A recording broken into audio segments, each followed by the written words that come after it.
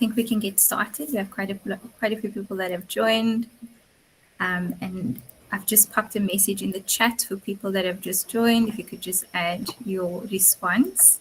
I'd like to know what your favorite game was that you played as a child with others.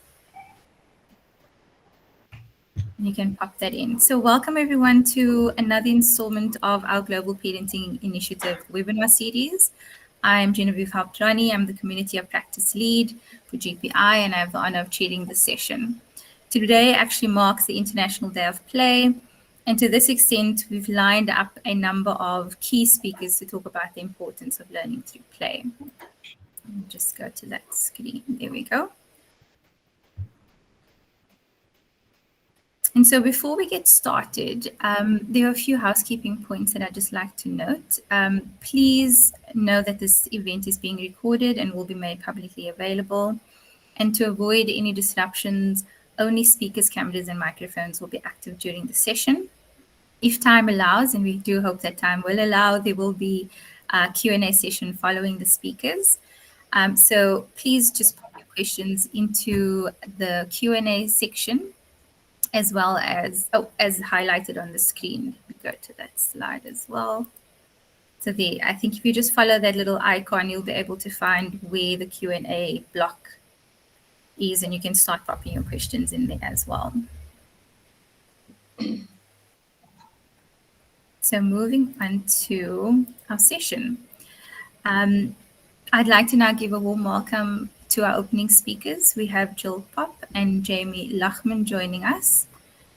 And Jen, sorry, yes. just to note that people can't actually put their favorite game in the chat because yes. there isn't that option. So thank you. Put it in the Q&A if you can't do that. If you can't. Yeah.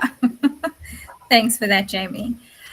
So as I said, we'll just welcome our opening speakers. So we have Jill Pop, who is a senior research specialist at the Lego Foundation, who focuses on building evidence on learning through play, whole child development, and lifelong learning.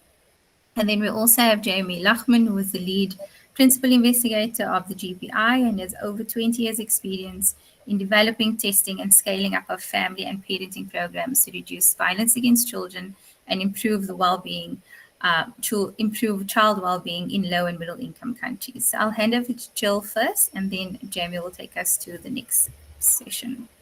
Great, thank you so much. Hello and welcome on behalf of everyone from the Lego Foundation. I'm excited to join you today, along with our guest speakers.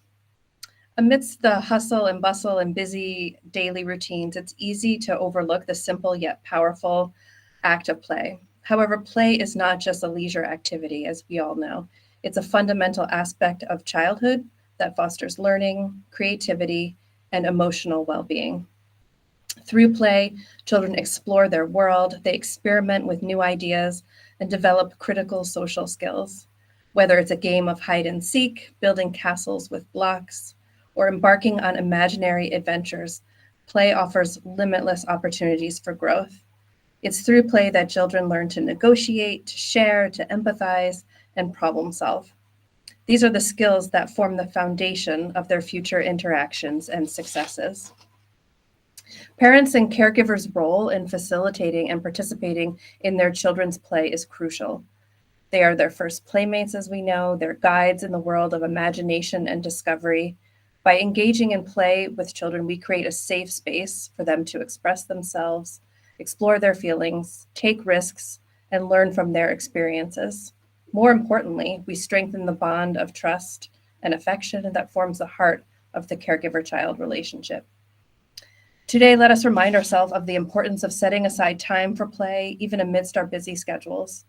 Let us embrace the moments of joy and spontaneity that play brings into our homes. By doing so, we not only nurture children's development, but also enrich our own lives with the wonder and joy that play can offer. On this, the first International Day of Play, let us celebrate the magic of play and the profound impact it has on parenting. Together, we can create an environment where our children can thrive, grow, and blossom into their fullest potential. Thank you for joining this webinar today, and I look forward to the insightful discussions that will follow. Let the that the spirit of play inspire us all. Thank you.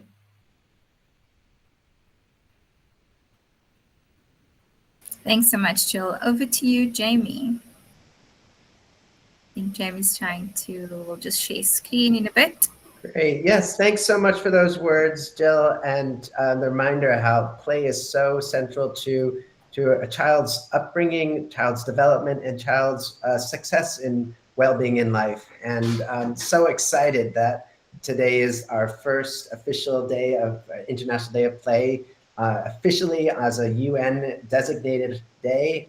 Should be a holiday, but maybe we can find ways of playing within our daily lives even when we're at work. And thankfully, we also don't have to be, we're not at work all the time. So that's also great. All right, so can everyone see my screen? Yes, looks good. So I'm going to just do a few words about the Global Parenting Initiative and how the work that we're doing within the Global Parenting Initiative, or GPI, relates to the importance of play and why it is a central component to the work that we do and the research that we do across Global South, mainly in Africa and Southeast Asia. So just as a context for everyone, we know that 43% of children under the age of 5 who are living in the Global South are not at risk of not achieving their developmental potential. And about half of the world's population of children also experience violence each year. Many further also with families that are struggling with daily challenges around parenting and well-being. And this is like these two halves of our context really speak to the fact that children are not having that opportunity to have lives that are enriched through playful interaction where they can learn and grow and thrive. And one of the problems is that, we know that there's already solutions on how to support children and how to make sure that children are enveloped in a learning through play environment. We know that parenting programs, specifically in-person ones, we know that they work with over 50 years of evidence generated from rigorous randomized control trials. However, the programs that are delivered in person are often too expensive and human resource intensive to be delivered at scale. And so we see that we have this limited reach and impact of our current delivery models of testing and adapting in-person parenting programs. And so the question that we are looking at within the GPI is how we can maintain impact at scale with reduced resources, really thinking of how we can shift that frontier of cost, reach, and impact. And when we look at it from a solutions perspective, we're really thinking of a conceptual framework that is being developed by our colleagues at UNICEF, in which we are looking at a systemic approach to supporting parents to be able to give their children the nurturing environment and the ability to learn through play. And that begins with population level interventions, integration into routine services, digital and hybrid outreach, family and group-based sessions, and intensive interventions for those who are the most vulnerable. And wrapping this around, we're looking at how we can increase our knowledge, sharing that knowledge and monitoring and evaluation at scale. We can collaborate with partners and stakeholders around strategic planning and policy making. We can coordinate and build capacity, especially in the Global South, and we can generate that evidence of what works and for whom and how. And so the Global Parenting Initiative, which I'm going to now build out of Lego village that shows the core themes, is really aiming to doing that. And we have these 6 core themes, one of them being around evaluation and evidence generation around digital and hybrid parenting programs, innovating responsive and responsible digital innovation, learning about facilitating playful learning exchanges through a variety of themes, including learning through play and male engagement and working within humanitarian settings, and advocacy around policy for policy impact, research uptake, and scale up, which links to generating sustainable systems and ongoing work, and then accelerating scale up and institutionalization of parenting programs. And so our mission is to provide access to free evidence-based playful parenting support to every parent everywhere so that they are equipped with the knowledge and tools to help their children realize their learning potential, and to prevent child sexual abuse and exploitation and family violence, really accelerating around the sustainable development goal around quality education and peace and justice and strong institutions, but also knowing that parenting can have impacts on mental health, around education, around gender, around poverty reduction, and so that this is really an accelerator across multiple sustainable development goals. The Global Parenting Initiative is focused in 6 countries, including Thailand, Malaysia, and Philippines in Southeast Asia, and then Tanzania, Uganda, and South Africa in the African continent. And we have 9 core studies and 13 core institutional partners. But over the last 2.5 years, we've actually grown to have around 15 satellite studies and many, many other partners who work with us. Our core principles and our approach is really grounded in these 6 core principles of evidence of impact, generating that quality, high rigorous evidence through randomized trials, making sure that our programs are scalable and low cost, that they're open source and freely available, adaptive and locally relevant to local communities, inclusive and equitable, and very importantly for today, that they're respecting the importance and the right for all children to have to play, and the empathy towards caregivers and communities in the challenges that they experience in their daily lives. And so our Learning Through Play webinar is going to highlight some of the exciting emerging lessons that we've learned across the Global Parenting Initiative that relate directly to these 5 core principles of learning through play: joyful, socially interactive, actively engaging, meaningful, and iterative. And in many ways, the way that we work as a Global Parenting Initiative really embodies these kind of principles in the way that we interact, the way that we even have our own meetings, our own coordination, the management around the Global Parenting Initiative, the way that we've developed with families and facilitators and communities, the programs, and the way that we do our research. And so I'm really excited to be able to hand over the rest of this webinar to our 3 presenters, which I will briefly talk about in the next few slides. So first, we're going to hear from Hal Cooper and Professor Ramaya Johari, who will be talking about the work that we've been doing in Malaysia about integrating parenting within the preschool system, working with the government teachers. Then we will hear from David Stern, Laetitia Christine, and Zachariah Mbasu, who will be talking about an innovative way of developing, supporting interactive and playful learning through an early family maths program in Kenya. And then lastly, we'll hear about from Jonathan Klapwijk, who will be talking about how we are extending the horizons and boundaries of learning through play to working with older children and adolescents in Tanzania and in South Africa. So that's all for me, and I'm really just delighted to be able to hand over to our first speakers, which will be Hal and Professor Ramaya. Thank you very much.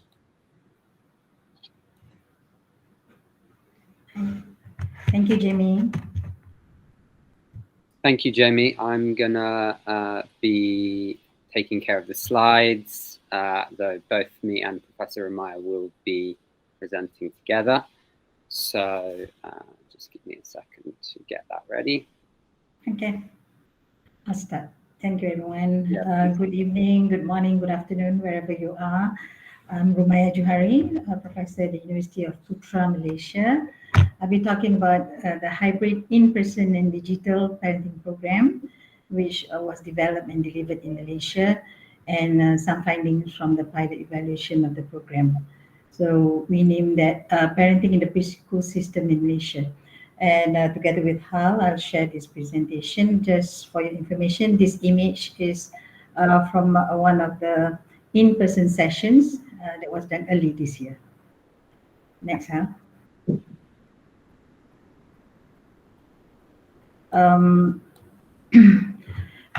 For background, the report from OECD based on the Program for International Assessment.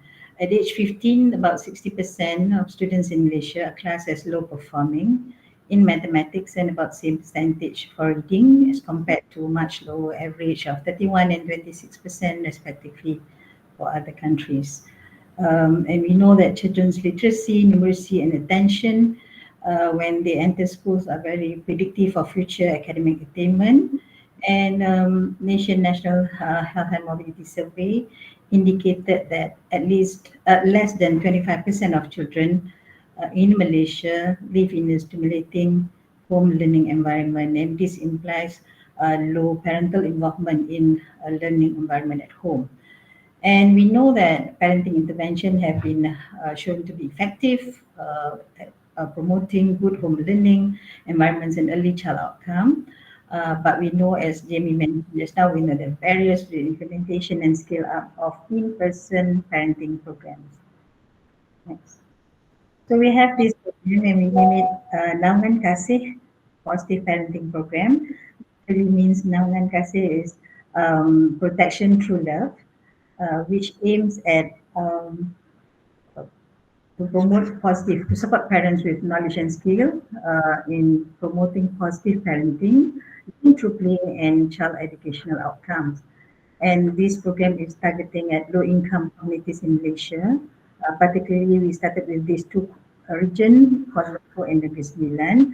One is suburbs and the other one is a bit more rural.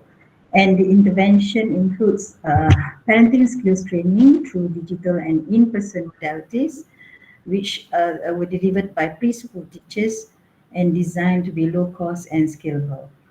So for this presentation, we will be divided into two parts about the program and its evaluation, and second part on the preliminary evaluation findings. Who are our partners? So we acknowledge LEGO Foundation. Thank you very much for the grant. And we have UNICEF, Oxford University, and of course UPM and Parenting for Lifelong Health, and Nation Association for Social Workers as our partners. And KEMAS, KEMAS is the Department of Community Development under the Ministry of Rural and Regional Development of Malaysia, and together with the National Population and Family Development Board, they are our delivery partners. Okay? And this program is the beauty and strength of the program is the program is embedded within the preschool system under KEMAS. They have preschool all over Malaysia, so the program is not like something very new that they have to offer. The co-design process, I just need to highlight this important part where the collaboration between co-partners and delivery partners were welcome from KEMAS themselves. We have their teachers, their supervisors and officers came over for the workshop, and we asked on what would they would like to have in the modules and the goals. So we considered their suggestion and we have those embedded, and this kind of initiative increased trust and sense of belonging. So I think that is one of the important take-home points that we need to consider. And the program is highly designed to be feasible and at low cost. Yeah. Thanks very much, Prof. Rumaya.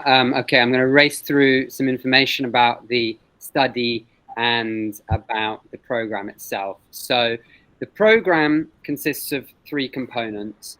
The main content is delivered through a chatbot called ParentText, which delivers personalized, gamified, on-demand scheduled content as well, where parents receive a daily prompt asking if they have 5 minutes to engage. It's delivered through WhatsApp, through text or audio or images or video, depending on parents' choices about their data consumption. Then we have WhatsApp support groups where facilitators, who are the preschool teachers, as Prof. Rumaya said, share additional content and reminders, and parents can discuss amongst themselves. And the facilitators are kind of on hand to offer support. The full program can have either 1 or 2 in-person sessions, the first one being a kind of onboarding introduction session, and the second one to close the program. Now, why I said 1 or 2 is because in the study, we actually tested 4 different versions of the program to see whether the WhatsApp support groups and 1 or 2 in-person sessions promoted engagement or effectiveness. So you can see in this table, we did a factorial study testing all the different combinations of these versions. And we did that with 8 schools divided into the different groups in 2 regions of Malaysia, recruiting 150 families. So if a participant were to do the most intensive version of the program, well, everyone would do the onboarding, as I said. Then they would receive these daily activities. They can earn badges as they complete things. There are quizzes. Then some of them got the WhatsApp support groups, and all of them had access to extra on-demand content, which was about learning through play activities specifically, and they can receive a trophy for completing everything. And then, as I said, some of them would do a closing session. So in terms of the content, there were 6 goals, and on the ParentText chatbot, and I've highlighted 3 of these which have content that's directly relevant to learning through play. I'll go through a bit of that in detail now. So here's the goal: improve my relationship with my child, which has 5 modules. Parents would receive 1 module per day, and in the first 2 images, you can see content from the spend one-on-one time with my child. So there's cartoons to make it fun, and then you can see that there's suggestions to play every day with their child. In the 3rd image, you can see a kind of badge for completion, which promotes engagement and satisfaction. This goal, and I should mention that in the co-design process, the names of the goals were chosen to kind of promote engagement. This goal, you can see in the first screenshot. We've got help your child with language. And all of the content is based on evidence. So here we've got kind of the inclusion of the concept of recasting, whereby parents build on what their child says to expand their language. Second image is from the reading skills module, and that content is in line with Whitehurst principles of dialogic reading, with lots of who, why, what, where, when, how questions. And the 3rd image, we've got the math skills module. And if we look closely at this bit that I've highlighted, what we can see is that all of this content is designed to help encourage parents to help their child learn through playful activities within their zone of proximal development. So now talking about engagement, rates of engagement, we got this data via the parents' completion of goals or modules, and we got it automatically from the chatbot. And there's a high proportion that completed all content, which is impressive sort of for a primarily digital intervention. The next biggest group didn't complete any, but that suggests that if parents completed 1, then they were actually quite likely to finish. In terms of satisfaction, about 90% rated the skill to support their child's development as helpful or very helpful. Similarly, about 90% said the program was helpful for, or very helpful for, improving their relationship with their child.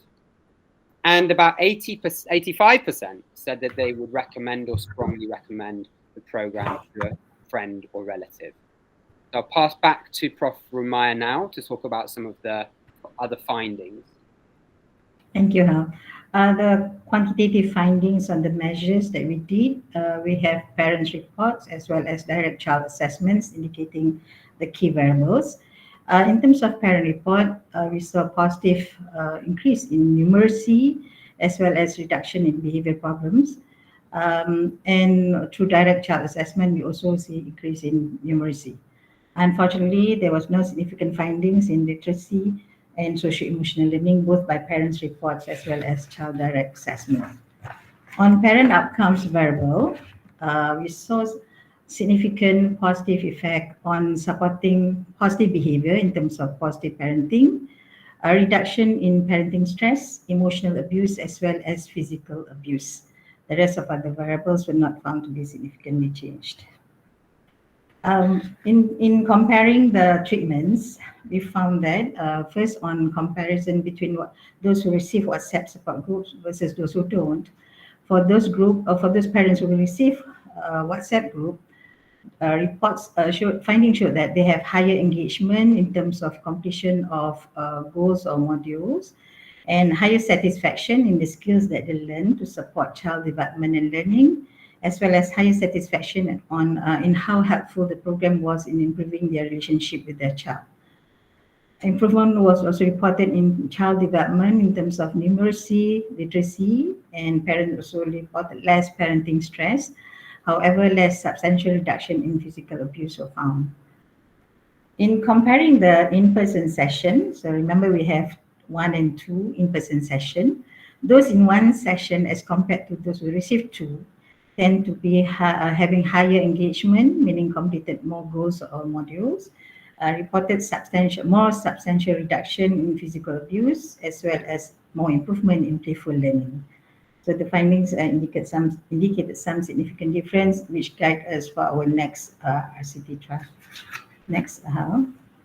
I'm also sharing here some qualitative quotes from our focus group discussion. This mother who reported, and she was in tears when she reported this in the focus group. She said that the program taught me on how to find time to follow through the whole thing and make time to do things with my child. Once I joined and watched all these videos, I felt like, oh, even 5 minutes means so much to my child. Before this, whenever my child asked for something, I would say, Mommy is busy, not now. But now I will say, come on, let's go. Mommy will take you. Honestly, before this, 5 minutes felt like 5 hours to me, and I don't have that 5 hours. But now there's awareness. I cried because before this, I didn't even have time for him. Next. Another quote, a mother said, this program has a lot of benefits for me. Before, I used to feel frustrated with the behavior of my children. But since joining this parenting program, thank God, I can control my emotions better. Even when the kids throw tantrums, I can still smile. Back then, I was easily angered. A father said, before we lack knowledge and skills, never been exposed to it. From the program, we can learn a lot, learn how to teach our child what patience entails, all of which are taught in the program. Okay, so just to finish things off, overall, it seems that the program is highly feasible with good rates of engagement, especially considering it's a hybrid program. It had many positive results, including in some of the key domains, but not in all of the areas we aim for. And one of the things we're looking at is strengthening some of that content via the WhatsApp support groups. And we've also found some potentially more sensitive measures of early learning because we did have some ceiling effects at baseline in the pilot study.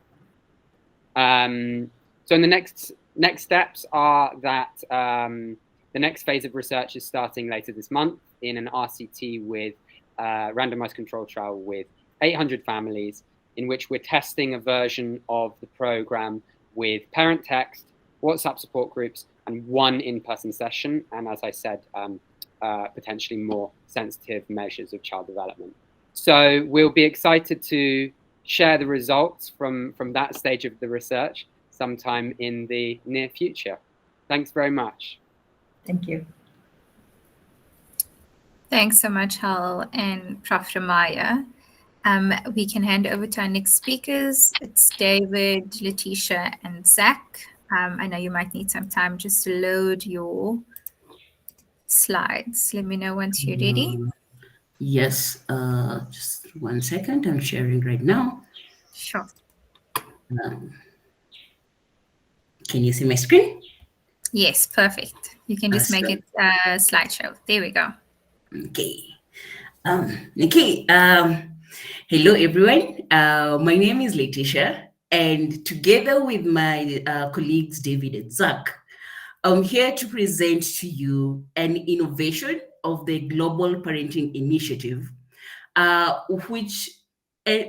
whose focus was to enhance fun and educational engagement between caregivers and their parents.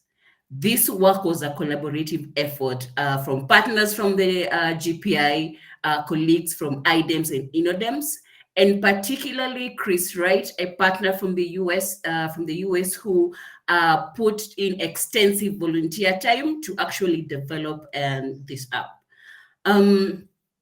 Jamie mentioned responsive digital innovation. So how did the early family math come up?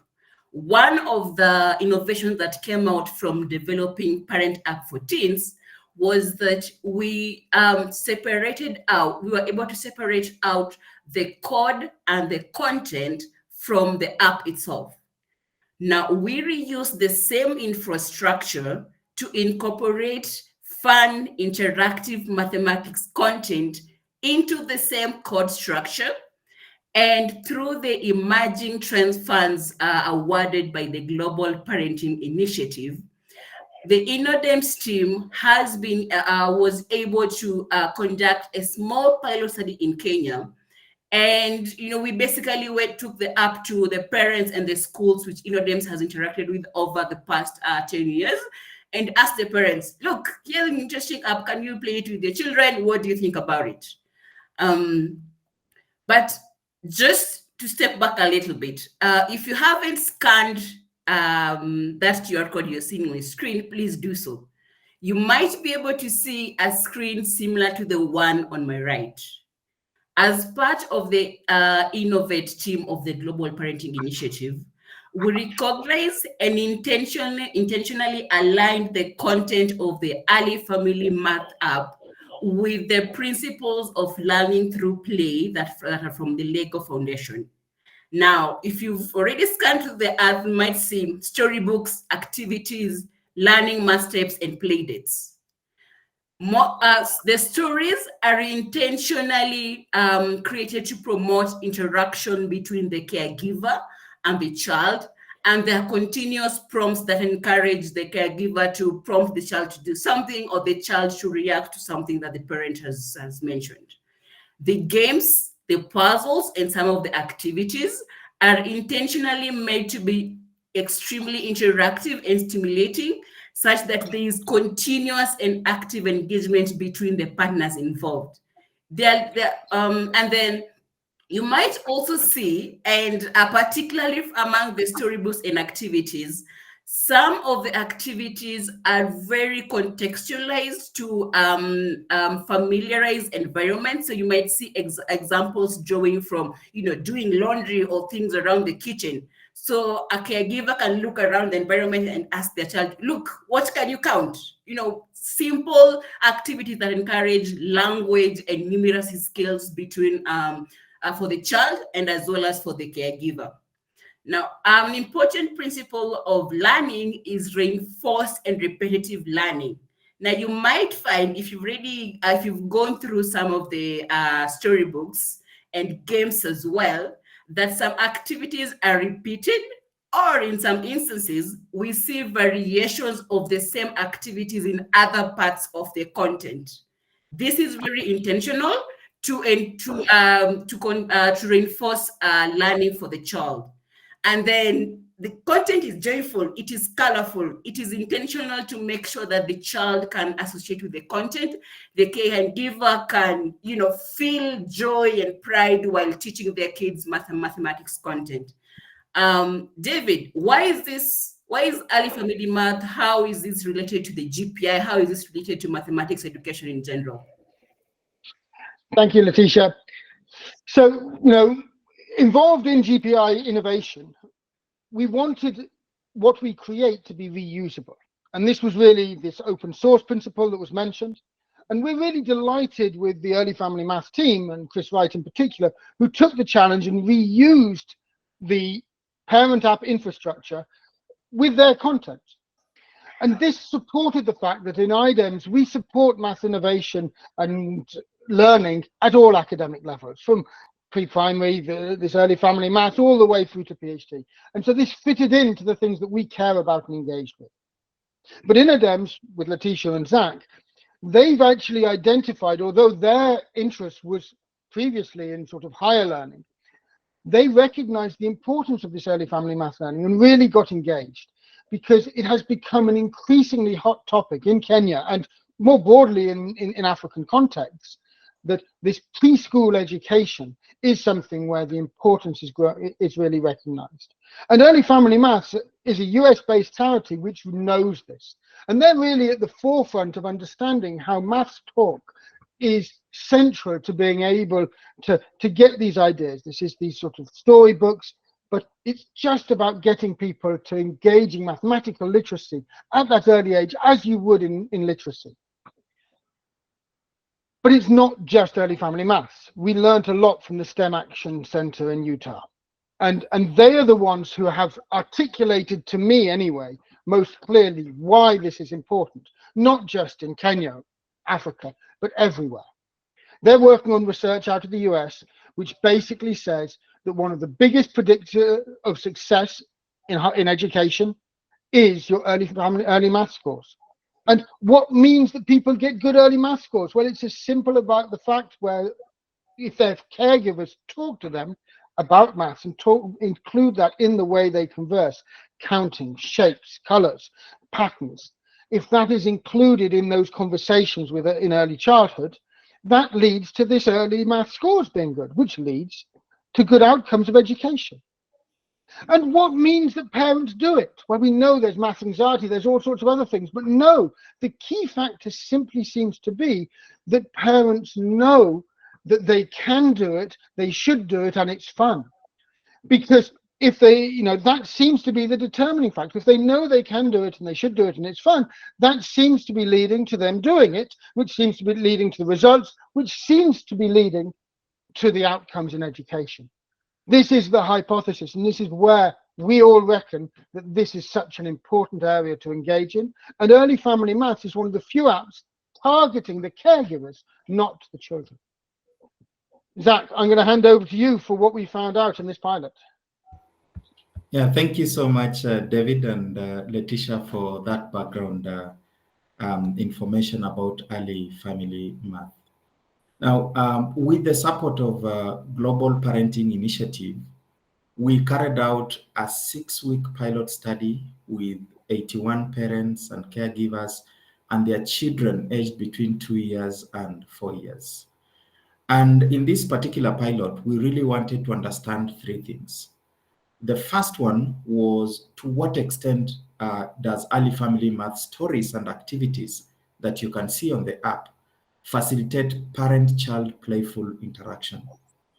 The second objective was to assess the suitability of the adapted EFM content for the local context. And the last objective was for us to understand the potential impact of using early family math on the parents' perspective and attitudes toward mathematics. We've just started to dig through and analyze the data from focus group discussions, interviews, and back-end data from the app. And a few very interesting things are coming out. The first one is that early family math has created opportunities for meaningful engagement between caregivers and their children through playful learning resources. Now, what you can see on the screen is a quote from a parent, and you can see that the parent emphasizes that incorporating playful activities into learning activities makes them more enjoyable and fun for both the parent and the child. The second thing that comes out of this quote, and it's not just this particular parent quote, but other parents, is this idea that there is improved unity and connection that comes out when these parents interact with their children. The parents see playful interactions as a way to build the connections, to build relationships, and to build unity with their children. So they engage in activities together, they create experiences together, they create memories, and these memories are the ones that foster a sense of closeness and understanding. Secondly, we see early family math serving the mathematics education community by creating joyful learning opportunities for learning.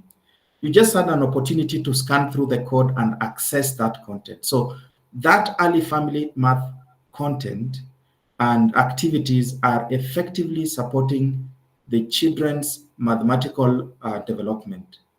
In addition to that, the content is enabling the parents to gain more understanding of their child's learning process. Parents are recognizing the specific levels at which their children comprehend activities and stories as they interact together. Lastly, the early family math is breaking the generational cycles of math anxiety. Parents' comments reveals a significant shift in their perception of math, moving away from the fear of math as a subject, the anxiety, and also avoiding the subject and they are now embracing it as a fun and accessible subject for everyone. We've had some parents saying, some of us failed in maths, and this suggests a history of math anxiety and avoidance within the community. But from the comments and the feedback that we're getting from parents, for example, a parent witnessing that their 2-year-old daughter can grasp math concepts through early family math has challenged.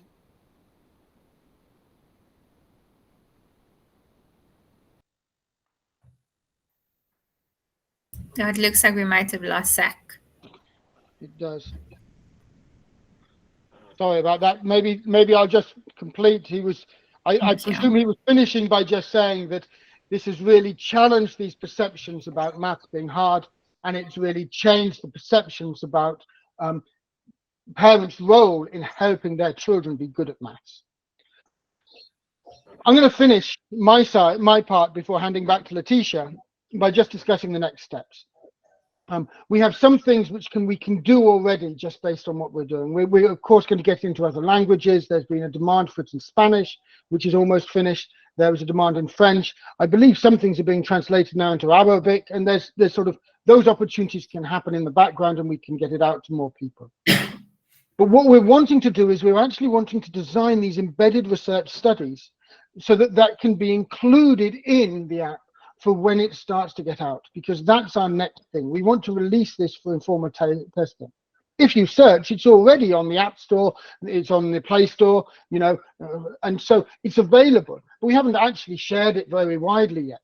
What we're wanting to do is embed these sort of studies so we can have learning as it starts getting out and people start testing it. And this is all before we've done what would normally be the starting point of any app development. We do want to do the normal thing, which is to go through a UX design process and actually try to build something which is polished and suits a specific audience. But what's so powerful about the open approach we've got is that the content is there, it's already useful. And now we can do the design on top as the icing on the cake, not before we get started. And so that's what we, of course, want to do. And if we did get something which was polished and ready to go, then the idea, of course, would be to get the evidence of the impact that this gets. And that might be the impact on caregiver-child interactions, but it might also be the impact on learning. And there's so many different dimensions that we want to actually learn from. So doing a multidimensional RCT to be able to actually get solid evidence about the impact which is coming out of this is, of course, where we're wanting to head towards. Laetitia, over to you to finish us off. Thank you, David. Now, as you might have realized, it's taken massive collaborative effort from partners from the Global Parenting Initiative, the teams from ParentText, which actually inspired us to building early family math up, and particularly the GPI and the funders through the Emerging Trends Funds, which enabled us to do the pilot study in Kenya. This is a massive thank you to you, and we do hope that we'll get to see the next version of EFM soon. Thank you very much, and back to you, Jen. Thanks so much to the team for sharing their research. We now hand over to Jonathan, and we are trying to keep to time. So please, if you can stay on the call and for some Q&A at the end, please do that. Jonathan, I hear you clicking away. There we go. Amazing. Thanks, Jen. I'm also going to try catch up some time for everyone. So hi, everyone. I'm excited to present on this work as a GPI LEGO Foundation Scholar and give you a small glimpse into our GPI project and the one that I'm part of. Firstly, I want to recognize that nothing great is ever done in isolation. So I'm the one presenting and standing here, but I'm representing a large constellation of really brilliant people who have poured all their efforts into their work. So thank you so much to all of them. I'm presenting on playful parenting at scale. exploring play for adolescents in low to middle income countries, specifically in South and East Africa. Several years ago, when I was studying to become a psychologist, I quickly recognized the impact that learning through play had on my own life. And this interest focused my work to research evidence-based interventions that could impact children to become engaged, lifelong learners who thrive in a constantly changing world. These goals have not changed, and they've aligned with my current work, where I aim to build on evidence on learning through play for adolescents in low to middle income countries, and empowering local and contextual knowledge systems and include them in behavioral interventions, starting from the bottom up. To address these goals, I am presenting on 3 different research questions I aim to answer, and they include: how do Southern and East African caregivers and adolescents perceive and understand meaningful engagement with one another? What are the current practices of and barriers to playful caregiver-adolescent engagement in low-income households?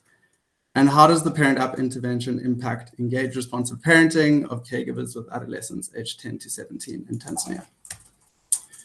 These questions will be answered in the Greater Parent Up for Teens study, a GPI project that I have been part of since its first phase of development. I won't have time to go over the detail of each phase. It's quite a big project, but I want to stress that since the inception, adaptation, and contextualization of the Parent Up intervention, the question of how to effectively integrate and measure learning through play in an intervention aimed at reducing sexual violence for adolescents was one that has reduced my lifespan by a couple of years. Not only is there minimal evidence on the effects of playful parenting and learning through play in this context, there is even less when looking at teenagers. So to ease my anxiety, and I understood that if researchers don't have the answers, that the caregivers and adolescents do. And this led to the 5th study on the timeline, which I will expand on now. The Caregiver Adolescent Playful Engagement Study, which helped answer research question 1 and 2 on the previous slide. The study was implemented in a series of phases following the IDEAS framework by Muma et al. In 2016. The goal of using this framework is to harness more effectiveness for promoting playful characteristics into caregiver-adolescent engagement in the Parent Up intervention. The final phases of the framework were executed during the pragmatic cluster randomized control trial of Parent Up in Tanzania by Bareka et al. 2024. Data collection was conducted in 4 focus groups in Soweto and Diepsloot in Johannesburg, South Africa. Purposive sampling was used to ensure Pan-African representation of demographics, and that meant that there were participants from South Africa, Zimbabwe, Mozambique, Zambia, Botswana, Tanzania, Malawi, and the DRC. Focus groups are split between caregivers and adolescents to foster confidential and uninfluenced discussions. The discussion sessions were broken up into 5 key question blocks. Each session had 1 core question, which was aimed at exploring various aspects of caregiver-adolescent relationships. It included questions on the nature of their engagement, exploring what role each of them played in their relationship, what the current practices in the household look like, and what activities they do together, and what are their goals for the future, and what would they hope for their relationship. These discussions were annexed with thinking routines developed by the Harvard Graduate School of Education. This was an important step to encourage both caregivers and adolescents to adopt multiple perspectives and explore meaningful understandings of the complex dynamics between them. Participants were informed that the goal of these discussions were not only to explore the understanding of their relationship, but also to co-create collaboratively a series of playful parenting activities which they could try at home to support their adolescents' development. The session concluded with both caregivers and adolescents suggesting ways that they could implement these characteristics into their everyday activities. These points were later refined into a module and included into later adaptations of the Parent Up intervention. Over and above the goal of this work, these insights are imperative for developing a framework of measuring how these interactions could look like and the outcomes that we'd want to investigate in the trial. So moving on to some findings that we extracted from the focus groups, which will help to build the foundations of what playful learning and learning through play looks like in this context. We start with the theme relationships. As expected, this is an extremely complex and broad concept, but interestingly, caregivers tended to understand their relationships based on their teen's behavior and how their teen responded to them. This led to an understanding of us versus them, or basing their relationship on what their adolescents did without mentioning how they engage with their teen. This was consistent even after using reflective techniques at exploring their relationship in the discussions. Further descriptions of their relationships fell into different categories, themed according to positive, negative, fluctuating, and complex relationship types. In light of time, I have a quote from an adolescent who gives some insight into the oscillating experiences of their relationship. They mentioned, "If I get to see them, it's difficult to have a conversation. 1 minute they want to be nice and they let you talk. The next minute they're not and things are bad. Your feelings and emotions are all over the place because they're never there, and when they are there, you are ignored, they shout at you, or they beat you, and I don't know why."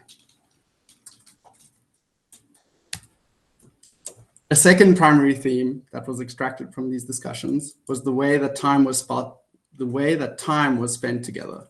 This is key in understanding how playful engagement could look and feel like for the families in this context. The theme was amalgamated by caregiver availability, activities done together, and caregivers' perceptions on how they experience their time with their teen. The same as me trying to explain all of this work in this presentation, it's clear that time is a challenge.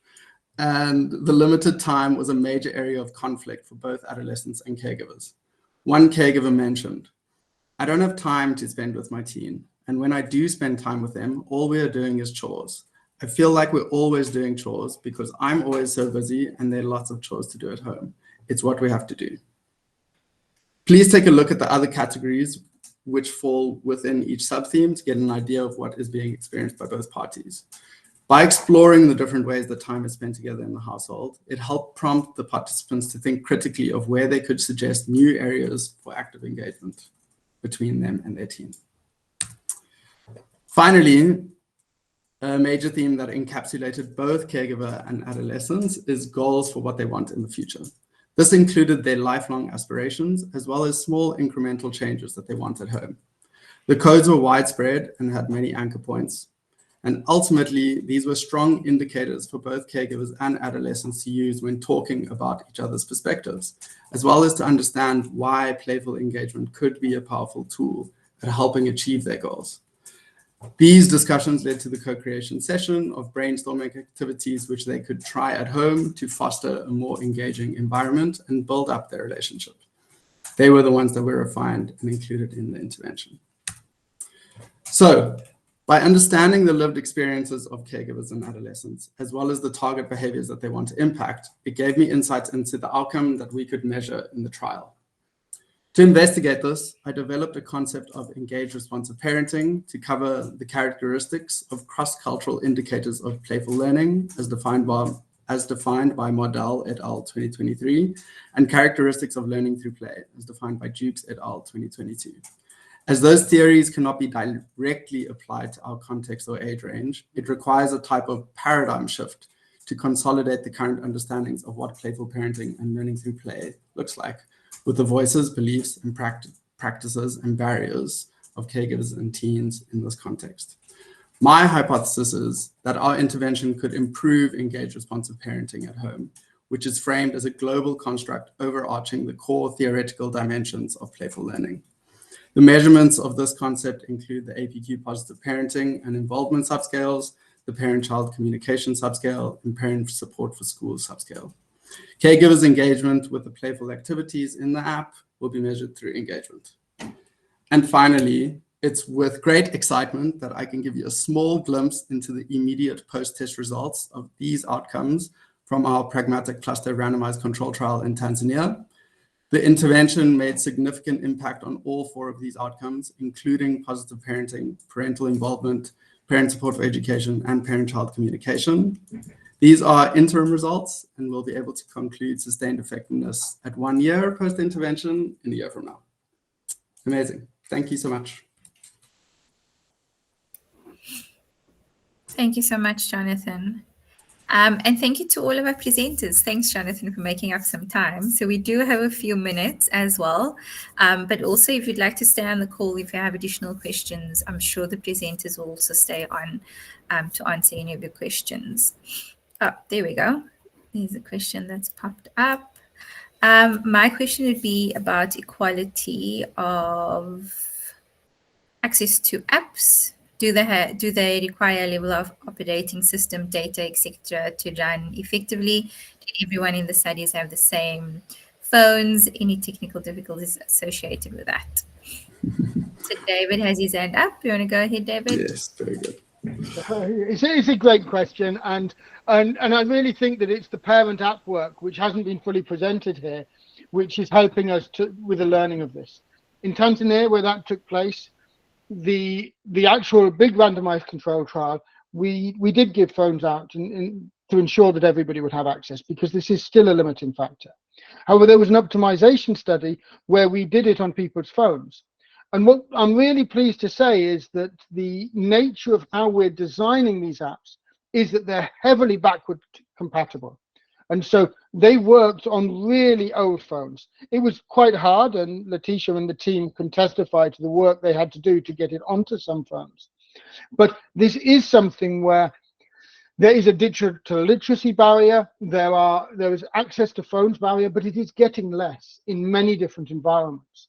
And one of the things which is really exciting as a study area for the future is there are environments where phones are maybe not individually owned, but they are owned within the community. And so some of these sorts of ideas, one of the ideas in the Early Family Maths app is these play dates.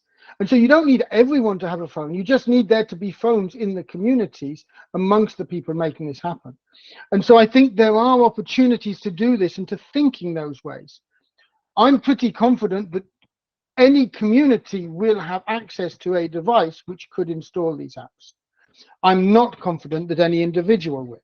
And those are the sort of barriers we're looking at and we're working towards and working with, and interested to sort of design interventions and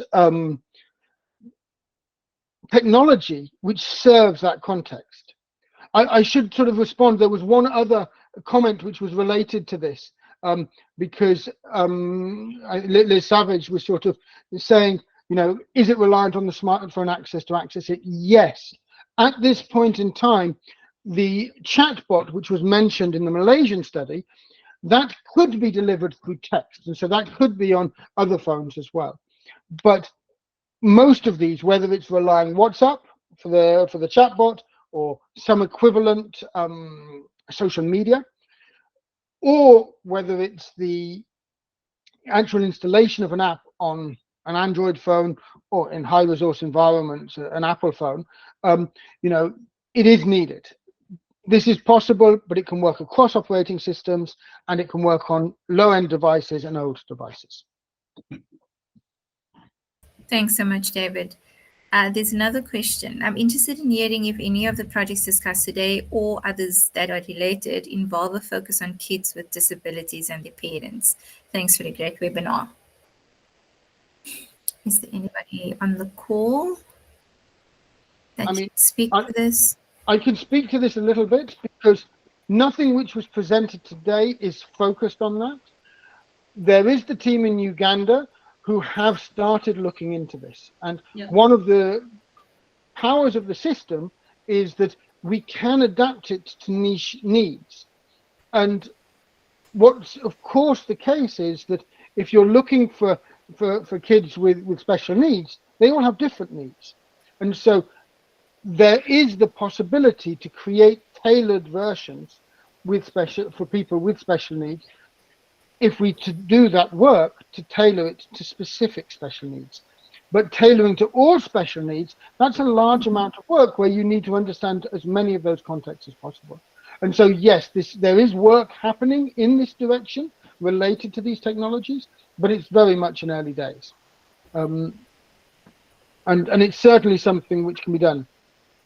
And Laetitia has also responded in the chat as well. Thanks, Laetitia.